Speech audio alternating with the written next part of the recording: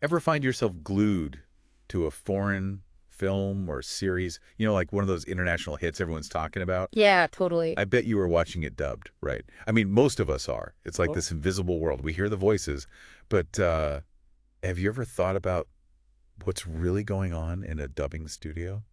Like how it all works behind the scenes? It's easy to just enjoy the final product, right? Totally. So today we're taking a deep dive into exactly that. We're going to cover the financial side, the day-to-day stuff, all the things that make these studios tick. Sounds fascinating. Think of it like a crash course in dubbing studio KPIs, those key performance indicators. But don't worry, we're keeping it real. No jargon overload here. Right, straight to the good stuff. Exactly. And hey, we'll even touch on some pretty cool stuff like something called OEE. That's overall equipment effectiveness. And you know what's even wilder? We're going to peek into the world of AI dubbing. Like, how is artificial intelligence going to shake things up in this industry? Because it's definitely coming. Yeah, it is. It's already starting to make waves. So yeah, our goal today is to give you, the listener, a clear view of what success looks like in the dubbing world. Right, from the money to the microphones. We'll look at the numbers, the workflows, and yeah, how those emerging technologies might turn everything upside down. Okay, so let's start with the financial stuff, the heartbeat of any business, right? Right. First up, we've got revenue per project, per client, and per language. Now, I know that sounds pretty straightforward, but I have a feeling there's more to it than meets the eye. Oh, there definitely is. Oh, It's not just about counting the dollars or euros or whatever currency. What gets really interesting is how these numbers can reveal a studio's strengths, their sweet spots, where they really shine. I see. So it's about more than just the bottom line. Way more. Imagine this, a studio's diligently tracking where their income comes from. They're coding each project, each client, even labeling each language they work with in their system. It's systematic. And then, bam, they notice a pattern. Let's say Brazilian Portuguese dubbing for reality TV is suddenly booming. Reality TV. Interesting. Yeah, right. So they could just keep filling those orders. But the smart move, they see this trend in the revenue per language and they think, okay, let's double down. They start actively building relationships with voice actors who are amazing at, that unscripted, off-the-cuff style. And maybe they even target those streaming platforms known for, well, pumping out reality shows. So they're turning a trend into a strategy. Exactly. They're not just riding the wave, they're capitalizing on it. It's all about recognizing those golden opportunities. Love that. Okay, now let's get granular. We're talking project profitability, specifically the gross margin per project. This feels like where the real financial health check happens. Couldn't agree more. Overall revenue gives you a big picture view, sure, but project profitability, that tells you if each individual job, each film, each episode, whatever it may be, is actually making money. So you know if you're actually winning or just breaking even. Exactly. And to calculate that, you take the total revenue from that project and subtract all the direct costs that went into it. Direct costs, meaning Well, think of it this way. Everything that goes into making that dubbed version a reality. You've got your voice actors, they need to be paid. Then there's translation, adapting the script for a new language, a new culture. That's a whole process. And of course, you've got your director, the studio time itself, and then all the mixing and engineering to get that perfect final audio. so all the hands-on creative work, basically. Yeah, the nuts and bolts of dubbing. Now, knowing this gross margin, it's critical for a couple of big reasons. First off, it helps studios price their services accurately. They need to make sure they're not underselling themselves. Right. Got to value your expertise. Totally. And secondly, it's like a warning system. It can flag those projects that might be quietly draining resources. Like maybe a studio keeps underestimating the time it takes to dub a specific genre. That tells them, hey, we need to adjust our pricing or maybe streamline our process. So they can course correct before it becomes a bigger problem. Exactly. Now, tracking all of this involves, well, a lot of meticulous record keeping. You got to link each cost, every hour of work, every page translated back to the specific project. It's a detail-oriented game. Right. You got to stay organized. Okay. Up next is cost per dubbed minute or hour. This feels like a good way to compare apples to apples, so to speak. It is, because how do you fairly compare the cost of, say, a 10-minute animation to a 2-hour-long drama? It's tricky, right? Totally different scales. So this metric gives you that common ground. It's all about finding the average cost. You take all those direct costs we talked about, plus a portion of your general overhead, things like rent, utilities, staff salaries. the costs of running the business. Right, those fixed costs that are always there. Exactly. Then you divide all of that by the total amount of dubbed audio you produced. And boom, you've got your average cost per minute or hour. Now, this is a powerful tool for a few reasons. When a studio is bidding on new projects, they can look at this average and say, okay, based on our past experience with this type of content, this language, this is how much we need to charge to make it worthwhile. It gives them a solid starting point. Smart. Data-driven decision-making. And it also helps them spot trends in their own efficiency. If that cost per minute starts creeping up, it's a red flag. Maybe something's getting clunky in their workflow, or maybe their overall expenses are rising. It gives them insights into how their business is running. So it's a good indicator of overall health. Absolutely. Now, the tricky bit is those overheads. Figuring out how to fairly distribute those general costs across different projects, that can be a bit of an accounting puzzle. I bet. Okay, let's talk about the physical space now. We've got studio utilization rate, but this time we're looking at it from a financial angle. Right, because those studios, those recording booths, all that fancy audio equipment, that's a big investment for a dubbing studio. Oh yeah, got to have the right tools. And this KPI, it basically tracks how well they're using those assets to make money. So it's like measuring the return on that investment. Exactly. It's all about the percentage of available studio time that's actually bringing in revenue. Give me an example. Sure. Let's say a studio has a booth that's available for, say, 100 hours a week. And out of those 100 hours, 80 are booked for paid client work. That means their financial utilization rate is 80%. Okay, so the higher the percentage, the better. Right. Generally, yes. A low utilization rate can be a warning sign. It suggests that expensive equipment is sitting idle, not earning its keep. But on the flip side, a consistently high rate can be a great sign. It means there's strong demand, they're keeping busy, and maybe they should even think about expanding. Makes sense. Grow to meet the demand. Right. Now, tracking this is pretty straightforward. It's all about comparing the hours of paid work to the total available hours. Simple but effective. Yeah. All right, our last financial KPI is accounts receivable days, or DSO. Now, this sounds like it's all about, well, getting paid on time. Cash flow is king, right? Even if a studio is producing great work and making a profit on each project, if their clients are dragging their feet on payments, that can create some serious headaches. Oh, yeah, that can cripple a business. Absolutely. So DSO measures the average time it takes for a client to settle their invoice. Think of it like this. If clients typically owe you $10,000 and you're bringing in $2,000 a day from credit sales, your DSO would be around 5 days, meaning on average, it takes 5 days for you to actually get paid for the work you've done. Okay, that's a pretty reasonable turnaround. It is. But a high DSO, that's where things get tricky. It means your money is stuck in limbo, tied up in unpaid invoices. That makes it tough to reinvest, hire new talent, or even cover your own daily expenses. So a healthy DSO is crucial for keeping the engine running smoothly. For sure. And to calculate this, you look at the average amount of money owed to you and the total value of your credit sales over a specific period. The higher the DSO, the longer it takes to get paid, and that usually means some potential cash flow stress. Got it. So this is the financial fundamentals. Now let's shift gears and talk about the operational side of things.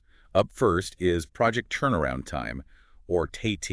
This is where the rubber meets the road in terms of efficiency. In the world of media, speed is often key. Everyone's working on tight deadlines. Especially with streaming and all the new content constantly coming out. Exactly. So TAT measures the entire lifespan of a project, from the moment the studio gets those raw materials, the video, the original language script, all the way to the delivery of that final, beautifully dubbed audio. So it's the whole enchilada, start to finish. Yep. And studios often break this down even further, tracking things like how long it takes to translate the script, how many hours are spent in recording sessions, how much time goes into the post-production mixing. It's all about getting granular. Why is that level of detail so important? Well, first off, it can give studios a competitive edge. If they can consistently deliver high-quality work faster than the competition, that's a huge selling point. Time is money, as they say. It really is. And by meticulously tracking TAT, studios can identify any bottlenecks in their process. Like maybe they realize the translation stage always takes longer than expected. That might mean they need more translators, better tools, or maybe they need to adjust their process altogether. So it helps them optimize their workflow. Exactly. And having this data also means they can give their clients more realistic and reliable timelines. It's all about managing expectations. Right. No one likes nasty surprises when it comes to deadlines. Now, Hand in hand with that is the on-time delivery rate. Yeah, speed is great, but reliability is crucial. Clients need to know they can count on you to deliver when you promised. This KPI is all about that. It's the percentage of projects delivered right on schedule. So it's a measure of trust, basically. It is, and it has a huge impact on client satisfaction. A studio with a stellar on-time delivery rate. They build a strong reputation, clients keep coming back, everyone's happy, but late deliveries, those can create a ripple effect of problems.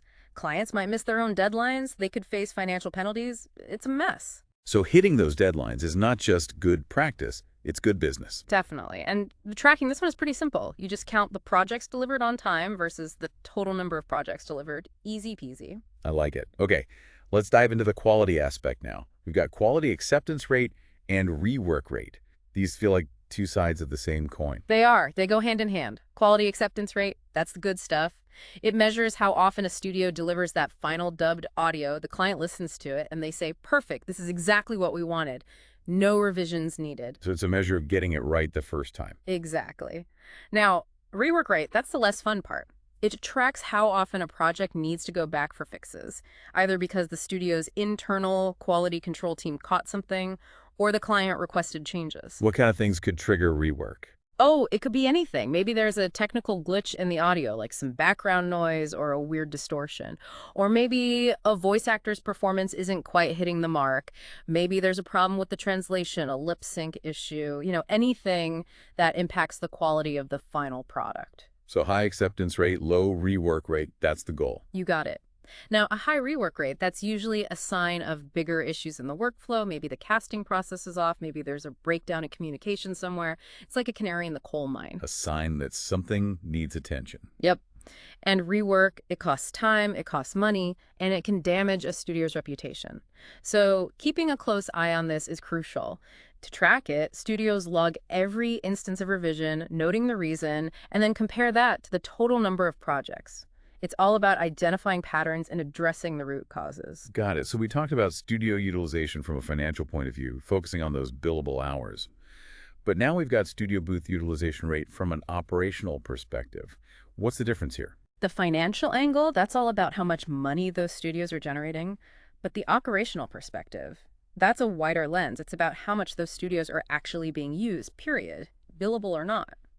So any production-related activity. Exactly. So yeah, we're talking paid client work, sure, but also those essential behind-the-scenes tasks. Things like routine maintenance, keeping that equipment in tip-top shape, or training sessions for staff, testing new software, anything that helps the studio run smoothly. I see. So it's about maximizing the use of that physical space. Exactly. Now, a low operational utilization rate could point to scheduling issues, maybe some unused capacity, but a high rate, that helps studios plan for the future. It helps them see where the bottlenecks might be, whether they need to expand, that kind of thing. So it's a good tool for strategic planning. It is. And usually this is tracked through these studios' scheduling software. All that data is right there. Makes sense. Okay, let's talk about the people now. Talent, availability, and performance. I imagine this is absolutely crucial in an industry like dubbing. Oh, it's everything. You could have the best equipment in the world, but without talented voice actors, you're not going anywhere. This KPI, it actually covers a few different aspects. First, you've got the size and diversity of your talent pool. So how many voice actors do you have for each language, and what are their specialties? Exactly. Then there's responsiveness and availability. When a project comes in, can you quickly find the right voices who are ready to work? Because deadlines are tight. Absolutely. Then there's performance itself. How good are these actors? What kind of feedback are they getting from directors, from clients, and even things like the percentage of retakes needed during a recording session. So you can track if certain actors consistently need more takes, maybe they need more direction or coaching. Exactly. It's all about maintaining a high level of quality. So studios usually have a whole database of talent, tracking their availability, their specializations, all of that. And they gather feedback after every session, track attendance, punctuality, all those details that contribute to a smooth operation. You got to have the best players on your team. All right, last but not least, in our operational KPIs, we have script, adaptation, and translation accuracy. This feels like the foundation upon which everything else is built. It really is. The script is the blueprint, the roadmap for the entire dubbing process. If there are errors or inaccuracies in the script, well, it's going to snowball into problems down the line. Like what kind of problems? Oh, it could be anything. Lip sync issues where the dubbed audio doesn't match the mouth movements on screen, or maybe the translation changes the meaning or tone of the original dialogue. Maybe there are inconsistencies in terminology or cultural references.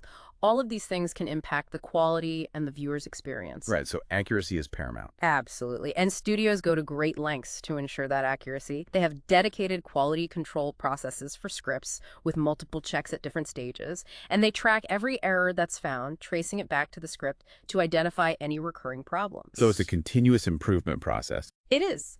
Because a high-quality script leads to a high-quality dub, and that's what it's all about. Okay, so we've covered a lot of ground here, from the financial health of a studio to the nitty-gritty of their operations. It really gives you a sense of the complexity of this industry. Now, let's switch gears and talk about something I find really fascinating. Applying the OEE methodology to dubbing. As you mentioned earlier, this concept comes from manufacturing. So how do we take something designed for factory floors and make it relevant to the creative world of a dubbing studio? It's a bit of a mind bend, right? But Yeah. it's totally doable. So as we discussed, OEE stands for Overall Equipment Effectiveness. It's all about measuring how well a piece of equipment is being utilized compared to its full potential. And it breaks efficiency down into three key areas: availability, performance, and quality. And the goal is to find any losses in these areas and then figure out how to improve. Exactly. Now, when it comes to a dubbing studio, the equipment we're talking about, the most logical parallel is the recording studio itself. Those booths, those mixing suites, those are the workhorses of the operation. Okay, so instead of measuring how well a machine is running, we're measuring how effectively the studio space is being used. Exactly. So let's break it down. First up, availability. In a factory, this means, is the machine ready to go when it's supposed to be? In a dubbing studio, it's about whether that recording booth or mixing suite is actually being used for productive work during its scheduled time. So anytime that studio is sitting empty, that's a loss of availability. Right. And those losses can come from various things. Maybe there's a technical issue, a microphone goes kaput, or the software crashes, or maybe there are delays during setup, switching between different voice actors or scenes. Maybe the talent is running late, or they're waiting for the final script or approvals from the client. Any kind of unplanned interruption that prevents work from happening, that's a hit to availability. So the key is to minimize downtime, keep those studios humming. Exactly. Next, we have performance. In manufacturing, this is all about how fast the machine is working. Is it hitting its target output? In a dubbing studio, it's about how efficiently work is progressing within a recording or mixing session. And to measure this, you need some kind of internal benchmark, like how many minutes of final audio should be produced per hour for a specific type of content. So you have a standard to compare against. Right. Now, performance losses, they can come from a few different places. Maybe the source material is particularly tricky, like it requires really precise lip sync, or it's a very emotionally demanding scene. Or maybe a voice actor is struggling to find the right tone, or there are hiccups in the workflow during the session. Even small technical glitches can add up and impact performance. So it's about making the most of every minute that studio is in use. Exactly. And finally, we have quality. In a factory, this means how many products meet the required standards without defects. In a dubbing studio, it's about how much of the recorded audio is usable on the first try. So ideally, you want to minimize the number of retakes and corrections. You got it. Quality losses happen when a take needs to be redone. Maybe the performance wasn't quite right, or there's a technical issue in the audio, like a pop or a click. Maybe the lip sync is off, or there's a mistake in the script. Anything that forces you to go back and re-record, that's a loss of quality. So it's all about getting it right the first time. As much as possible, yes. Now, by calculating the OEE score, multiplying those three percentages together, availability, performance, quality studios get a clear picture of their overall efficiency. And more importantly, it helps them pinpoint exactly where they need to focus their improvement efforts. Give me an example. Sure. Imagine a studio calculates their OEE and they see a really low availability score. That tells them, hey, we need to get better at preventing downtime. Maybe they need a more rigorous equipment maintenance schedule, or they need to streamline their booking and set up procedures. Okay, so it highlights specific areas for improvement. Exactly. Or maybe they have a low performance score. That might mean they need to invest in better training for their directors or spend more time preparing the talent before recording sessions. And a low quality score might point to problems with the script or the casting process. Exactly. So OE, it's not just a number, it's a roadmap for improvement. It helps studios increase their output, reduce costs associated with rework and downtime, and ultimately become more profitable. So it's a valuable tool, even in a creative industry like dubbing. It really is. Yeah. Okay, now let's talk about the elephant in the room, the thing that's shaking up practically every industry: artificial intelligence. The AI revolution. Exactly. How is AI going to impact dubbing studios? How will it change their workflows, their KPIs, even that OEE methodology we just discussed? Lots of big questions. Big questions, and I think we're just starting to scratch the surface of the answers. But one thing's for sure, AI is already changing the game. We're seeing incredible advancements in text-to-speech technology, where AI voices are becoming more and more natural sounding. There's voice cloning, where AI can replicate an existing actor's voice with stunning accuracy. There are algorithms that can automatically sync audio to lip movements, and AI-powered translation tools that can churn out translations in multiple languages at lightning speed. So it's like a whole toolkit of new possibilities. It is, and it has the potential to completely transform how dubbing studios operate. We could see much faster turnaround times, the ability to dub content into way more languages, maybe even new tiers of dubbing services, catering to different budgets and quality expectations. So a more diverse and accessible landscape. Exactly. And this is going to have a ripple effect on all those KPIs we've been discussing. Let's break it down. What about revenue per project, client, or language? How might AI impact that? Well, studios might be able to take on a much higher volume of projects, especially those with tighter budgets. This could mean an increase in overall revenue, but potentially a lower average revenue per minute of dubbed content. So it's about finding the right balance. Exactly. Now, for project profitability, AI could be a real game changer. If studios can leverage AI to streamline their workflows and reduce costs, they could see a significant boost in their margins. But this is going to depend on the quality of the AI technology and how much human intervention is still needed. Right, because if the AI isn't good enough, you might end up spending more time and money fixing its mistake. Exactly. Now, cost per dubbed minute or hour, that's likely to decrease, especially for content that's well suited for AI dubbing. But again, the costs of quality control and human post-editing, those are wild cards. Got to factor those in. For sure. Now, studio utilization, this one's interesting. If AI takes over a lot of the voice acting work, we might see less demand for traditional recording booths. But on the flip side, the need for mixing and QC suites might increase as the focus shifts to refining AI-generated audio. So the way we measure utilization might need to change. Totally. Project turnaround time, now this is where AI could really shine. We could see drastically reduced turnaround times, which would make clients very happy. And on-time delivery rate, that could also improve, simply because there are fewer human scheduling variables to contend with. So AI can make the whole process more predictable and efficient. Definitely. But what about those quality metrics? Quality acceptance rate and rework rate. This is where things get a little tricky. Because AI is still evolving. It is. And for simple, straightforward content, AI might produce really consistent results, which could actually lead to less rework. But for more nuanced content, things that require subtle emotional expression or intricate language, AI might still need a lot of human help to get it right. So the initial acceptance rate might be lower for that type of content. It's possible, and ultimately it's going to come down to client perception. How do clients feel about the quality of AI-dubbed content? That's going to have a huge impact on these metrics. Makes sense. Now, what about the talent? How does AI impact talent availability and performance? This is a big one. We might see less demand for human voice actors for certain types of projects, but at the same time, there's going to be a growing need for specialists who can work with AI. People who can edit AI-generated audio, ensure quality control, and even train the AI to perform better. So new skills for a new era. Exactly. And the very definition of performance might change. It might become less about an individual actor's abilities and more about how well the AI system performs and how effectively humans can refine its output. So it's a collaboration between humans and machines. Definitely. Now, even with all this AI in the mix, script adaptation and translation accuracy, they're still going to be critical. AI can translate super fast, but it still needs a human eye to make sure the nuances are right, that the cultural context is preserved, and that the script works for lip sync. So humans aren't out of the picture just yet. Not at all. It's more about finding the best way for humans and AI to work together to create high-quality dubbed content. So it's a hybrid approach, leveraging the strengths of both. Exactly. And all of this, all these changes, they're going to force us to rethink those KPIs, that OEE methodology. We need to adapt our measurement tools to this new landscape. So we can accurately assess the impact of AI. Exactly. So if we zoom out and look at the big picture, it's clear that dubbing studios rely on a whole network of interconnected metrics to thrive.